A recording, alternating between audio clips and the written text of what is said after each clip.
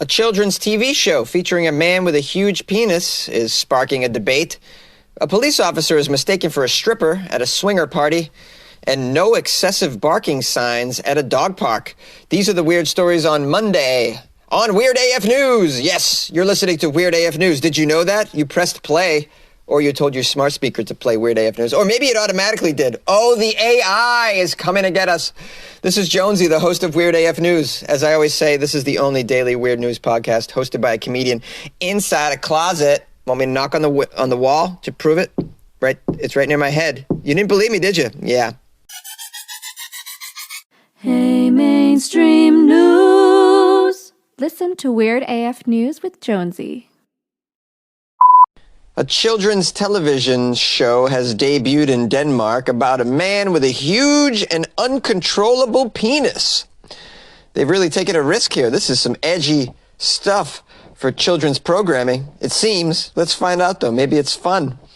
Denmark's flagship broadcaster has suffered some blowback over its newest children's TV program called John Dillermand. This is an animation starring a man with a penis so huge, so massive, and flexible. His penis can save children from danger, fetch objects from a river, and even operate as a pogo stick. What is a magical penis that John Dillermand has? Wow. Just showing the kids what's possible with your member. If you dream, take a risk. This show, whose 13 episodes are available to watch on the DR Network's website. You guys are rushing now. Look, what is this DR Network? I need to watch John Dillermand. I got to see this penis operate as a pogo stick. Fetch objects from a river. That's a strange thing to do with your giant penis. With your massive penis fetching objects from a river. It follows the character John Dillermand as he navigates an array of unexpected scenarios caused by his inexplicably huge genitalia. Oh, because you guys know the scenarios that'll come about with your big-ass genitalia. When you got a penis this big, just unexpected scenarios come about. People offer you money. In one episode, for instance, the mustached Dillermand uses his gigantic, stripy organ as a lead for his dog. I guess a lead means a leash. I guess that's what they call it in Denmark. They mention his penis is stripy, and it is absolutely true. I'm looking at a photo of it. It's a long penis with stripes. So, I mean, it's pleasant to look at. I mean, from afar, you wouldn't even think that it was a penis. You would think that it was just a rope of some sort that he's just using to save children out of trees. So anyways, in one of these episodes, let's get into the unexpected scenario that Mr. Dillermand needed to use his gigantic organ to extrapolate himself from. So he uses his gigantic stripy organ as a leash for his dog, but quickly finds himself inundated with requests from his neighbors to take their pets out for a walk too. Oh boy, the hijinks. Do the neighbors know what you're actually using for a leash, John Dillermand? Do they realize that it's your massive organ? I'm sure they know that. I mean, how do you not spot a guy's penis that's this big? I'm sure the neighbors are all talking about it. The wives of the neighbors are staring at it. They can't control themselves. They're dreaming about John Dillermand's stripy organ. At another point in the episode, John Dillermand with his giant massive penis is stuck floating in midair after balloons are tied to his groin. In another episode, he breaks a friend's vase with his penis. Yeah, of course, he's probably breaking many a vase. This guy's like a bull in a china shop with his penis. Sorry about that. Was that my penis? Yeah, I'm sorry about that. I knocked over your vase and a bunch of your plates. I believe I knocked over, what did I knock over? Something in your yard? I mean, I could be knocking things in the third floor. I don't even see them. My genitalia is so long. So he breaks a friend's vase with his massive penis, and then he must raise money to pay his friend back. In another episode, he uses his penis to steal an ice cream at the zoo. I need more information on that one. First of all, you shouldn't be using your penis for bad. Use your penis for good, sir. You're like a superhero now. With a giant genitalia comes a giant responsibility, John Dillermand. What a strange name, too. They should have, I don't know, is Diller, or does Diller mean, is it some sort of slang for penis in Denmark? I mean, the penis should be in the name of the show, or the title of the show, in my opinion. I don't think they're, I don't know. It's just an opportunity here for some massive PR here. If you just insert the genitalia in the title of the show. I mean, they're getting PR right now anyways because it's just shocking as hell. It says here, the show's opening montage. Ooh, I wonder what I should watch the montage. I'm sure it's amazing. The show's opening montage shows John Dillerman using his genitals to keep a lion away from a group of children. I guess that means that's when they say he saves kids with his penis. This is a good use for your penis to keep the lions away from the children. Now, this show was generally met with hilarity in Denmark and across the internet, with many praising it as an appropriate and lighthearted way to teach children about the human anatomy. Well, I don't think it's that at all. I mean, this is just, if it's a good story and the adventures are fun, people are going to watch it whether it's a penis or Indiana Jones's whip. I mean, it doesn't matter if the writing's good, if the story's engaging. This isn't about teaching kids about human anatomy so much as it's just entertainment, I imagine. Some people took issue, of course, with the main character's central trait. Of course, these people are no fun. Danish politician Morten Messerschmidt. Yes, I'm Morten Messerschmidt, and I don't agree with the character's member. Morten is a member of the right-wing Danish People's Party. He said children should not be forced to watch a cartoon depiction of an adult man's groin. Oh, I didn't know they were forcing them to watch it, Mort. Are they tying them down like in that character from Clockwork Orange and having their eyes pushed open? Not Ludwig van! Not Ludwig van! Is that what they're doing to the children in Denmark? Forcing them to watch this giant penis show? I highly doubt it, Morten Messerschmidt. A handful of parents have taken to the Facebook page of this children's network, urging them to remove the program. Oh, please don't remove the program, man. This is good comedy. I'm a fan of good comedy, and there's not enough of it. So a spokesperson from the network told the media that most of those who criticized the program did so without even seeing the show because it wasn't even released. Wow, how about that? See, this is what you get. People that don't, it's like people that are retweeting things that they don't read. Same thing. And people that are just out there just looking to be offended by something. They're just like the offense police. I'm here. Is there something offensive? I need to find it. I need to find what's offensive. I will find it. I will let everybody know it's offensive. It's offensive to me. It must be offensive to everyone. Because the bar of my offensiveness is equal to the bar of everyone else's offensiveness. Now, the great majority here in Denmark are making fun of the few critics instead, says the network. Hundreds of thousands are supporting the John Dillerman show. Well, way to go. In Denmark, this show is a huge success, and the children are watching it in big numbers. I love that. In America, this would be problematic. This show would be immediately taken off the air. All it would take is 6 Karens to complain, and then it would be done. Absolutely done. I love how the network in Denmark is like, yep, screw you, okay? Kids are enjoying this. And by the way, you're complaining about it before it's even aired, and you haven't even seen it. Now, the network's online description of this show states that while Dillerman's genitals get him into embarrassing situations, it can be used for good once he embraces that he is different. Yeah, see, this show teaches it's got morals. It teaches a universal theme and lesson for children that is embrace what it is that makes you different. Just so happens that this guy's got, a giant tool. And instead of just using it for porn, he's using it to save puppies out of trees and fetch things out of a river and beat away lions, this sort of thing. This is wonderful. Call the show if you find this completely offensive, but at least please watch the trailer before you do that, okay? 646-450-2012.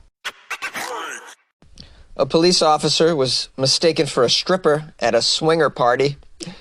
When the police arrived to raid a home, 20 couples were having dinner at a farm located in Sierra de los Padres, Mar del Plata, 400 kilometers south from Buenos Aires. You guys like how I roll my tongue? That's called high school Spanish, baby. You know what's up. Bringing it to the job. After it was denounced, some police officers and inspectors who work for the municipality knocked on the door at 10 p.m. Yeah, because you're not supposed to be gathering, I'd imagine. They hear a gathering. What's going on in there? Well, a man opened and kindly invited them to come inside. Oh, the strippers are here. Come on in, strippers. No, we're police. Yeah, you're police, all right. Come on, strippers, get in here, all right? We've been waiting for you. We paid good money for you guys. And by the way, you look authentic. So we got our money's worth for sure. Is that a real gun? Wow. Unbelievable. You went above and beyond what I expected. Come on in here, strippers. No, we're the police, actually. So apparently the officers go in because what's going on here is, it's a house party during a pandemic, and that violates restrictions. Here's a quote from the police. When they saw us, they thought we were part of the show. They thought that we were strippers. What happened? Inside the house, one of the women who was going to participate in the swinger meeting ran into, I like how they call it a swinger meeting. Yeah, like they're going to go over their budget. Hey, are you coming to the swinger meeting? Yeah.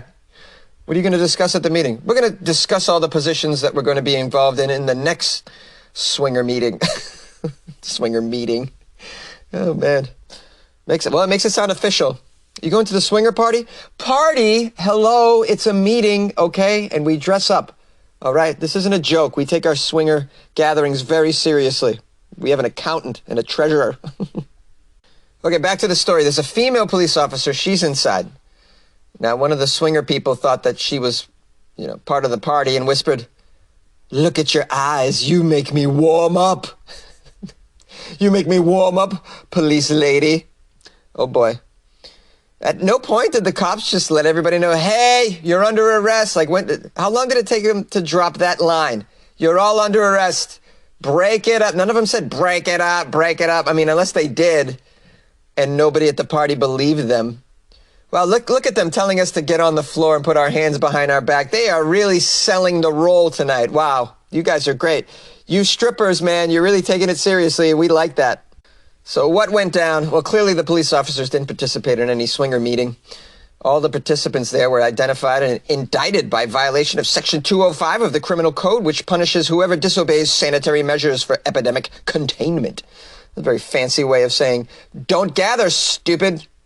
The person who organized the party apparently said that this is not the first time they organized these kinds of events, and that even the 20 married couples originally from the city of Buenos Aires paid a, quote, sexual tour fee that includes accommodation, transfers, meals, and several nights of fun. They broke it up. Wow, they paid a sexual tour fee?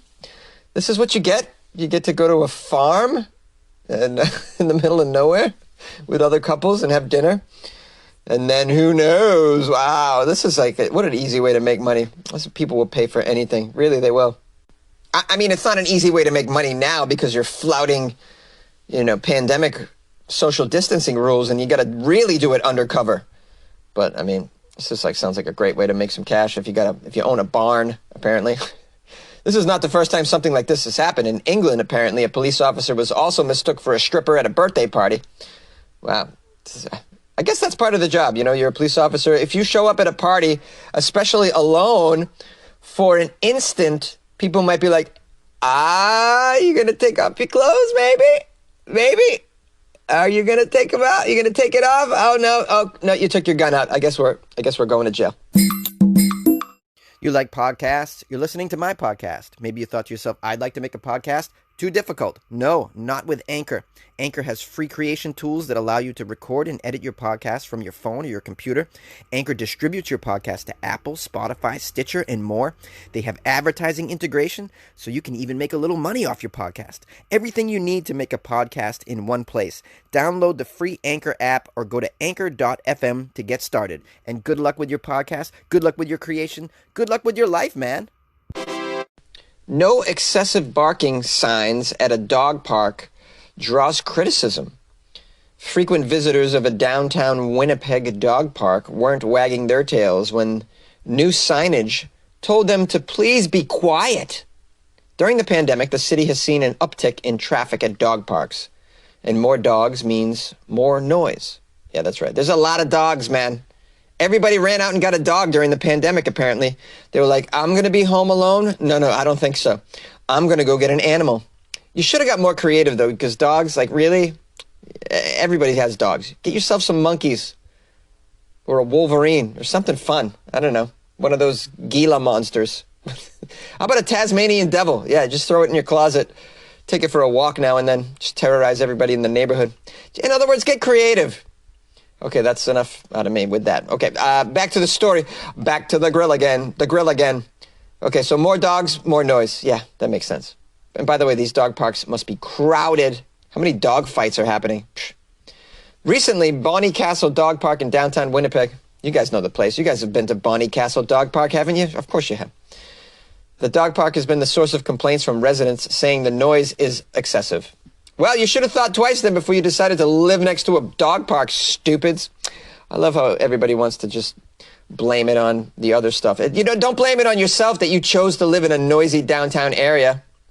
Granted, I did complain about the helicopters flying over my head when I was living in downtown LA, but I knew about the helicopters going in. I really didn't have a right to complain.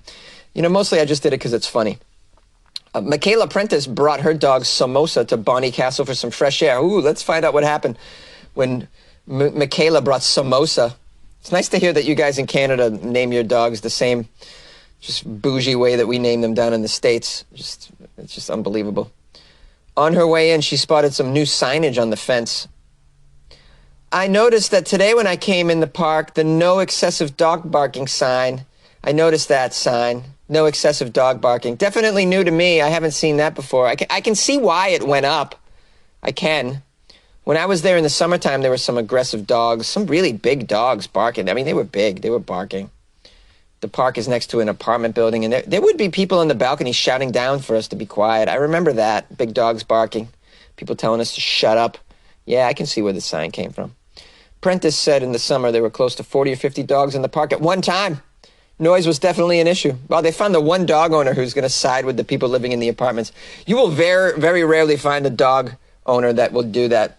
Dog owners are really, in most instances, just blindly on the side of all dogs in all situations. Really, really, irrationally, in my opinion, as well. You know who you are. You got dog on the brain.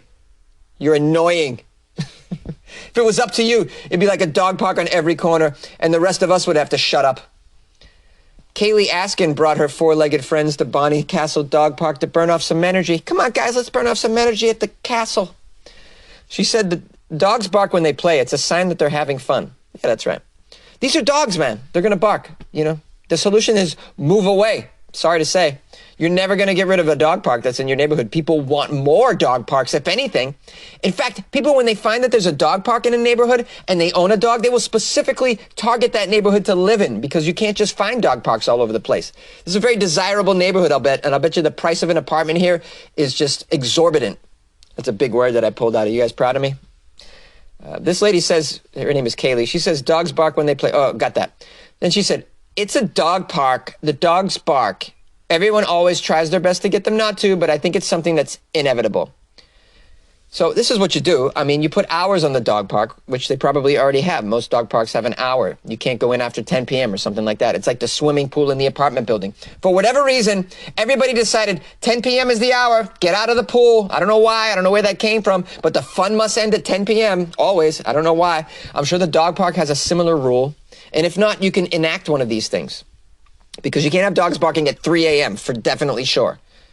Part 1 of the city's responsible pet ownership bylaws says to ensure that a dog does not bark or howl or otherwise unduly disturb the quiet of any individual. I mean, you can't control these things. The article ends with a quote from this Prentice girl who's on the side of the apartment people. I think if your dog is louder, perhaps take them to a park on the outskirts of the city. This one being downtown. If you have a big, large dog, it's probably not advisable. Okay? Okay. I don't know. You guys probably own dogs. What do you think? You probably agree with me that if you live there, you know what you're getting into. Unless you moved there in 1920, before there was dog parks. Who could have seen this coming, by the way, in 1920? If you told people in 1920, yeah, there's going to be parks specifically for dogs, they would have told you were nuts. You were nuts. You're like, yeah, and Americans spend about $30 million a year on Halloween costumes for their pets. That would just blow minds in 1920. That would have blew minds. People would have accused you of lying. Yay! Hi, everybody. I hope you had a nice weekend. I hope you enjoyed the Florida Friday stories from over the weekend. And I want to thank everybody who sent me Florida stories. Super appreciative. And I also got a lot of people sending me the story about the guy with the cartoon about the guy with the big penis. So that was pretty cool. I really want to watch it. I have a feeling it's not just for kids. I have I have a new review that I want to read to you, written by someone named Jesse802. It was on iTunes, also known as Apple Podcasts, also known as a place that you should go and write me a review. Why not? 5 stars, it says here. Huge fan. Love this podcast. I listen every day on my way to work. Jonesy is hilarious and informative. Oh, thank you. I appreciate that because I love to be hilarious and informative in life. I think that's the way that you should be. Thank you, Jesse802 from the United States. What else did I want to bring attention to? Oh, yeah, I got, let me see. Somebody joined the Patreon. Let's get to that. Oh, yeah. Jessica Riles joined the Patreon. Yeah, Jessica Riles joined the Patreon. Thank you so much, Jessica Riles. Love you, low. I don't know what that was. Just letting you know how much I love you. Jessica Riles also bought me a coffee, it looks like, too. Did you buy me a coffee, too, and join the Patreon? What are you trying to make my mind spin, Jessica? You trying to make me the happiest guy ever? Super appreciative, Jessica. She bought me a coffee, and then she was like, you know what? I'm going to do something on a regular basis. I'm going to join the Patreon. And thank you so much, Jessica. Please enjoy the extra content in Patreon. It's weird. It came from my mind. Also, big shout out to Ellie Dowling, who sent me a donation as well. Ellie Dowling, a big fan of Weird AF News. Super appreciative for sending a donation. Jonesy does accept donations, in case you guys were wondering. Jonesy has a PayPal. Jonesy has a Venmo. Jonesy has, you can buy me a coffee off the website, weirdafnews.com. So big shout out to Ellie for the donation. I appreciate that. Great way to start the year, guys. Giving back, Doesn't it feel good to give back? It does. It feels real good. Let's make 2021 a productive year for all of us. I think it's going to be hey, it's all up from here. Is that what they say? It's all they say all downhill. It's all uphill, right? The opposite of downhill. Wow, my brain. It's all uphill from here, guys. Loving it. Can't wait. So thanks for all those support, by the way. I really appreciate it. All jokes aside, I appreciate you guys supporting the show in the ways that you do, either by sending in a donation or buying me a cup of coffee or joining the Patreon or even just writing a review. Or if you don't have to do any of those things, you can tell a friend about the show. That's supporting it as well. Or just listening on a daily basis is also supporting.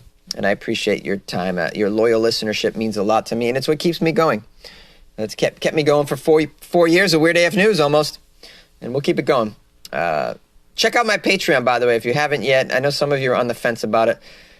It's not just a donation and it goes nowhere. Like, there's a ton of stuff in there. For instance, you can go right in there and download right away, if you want, that Christmas song that I wrote, the Florida Man Christmas. I mean, why not get that? Throw that on your phone. It's pretty fun, right? Play it for a friend. Make it your ringtone, if you guys are into that kind of stuff. If you're crazy. Yeah, there's also tons of content on there as well that's weird, and it's just kind of an extension of the daily show, in my opinion, and I think you'll like it. So go to patreon.com/weirdafnews. Check that out. Give it a chance and join the Patreon. Follow me on Instagram @FunnyJones to keep up with me. And thanks so much for being here. I appreciate you, and I'll see you tomorrow, of course. Send me articles, funnyjones@gmail.com if you got something.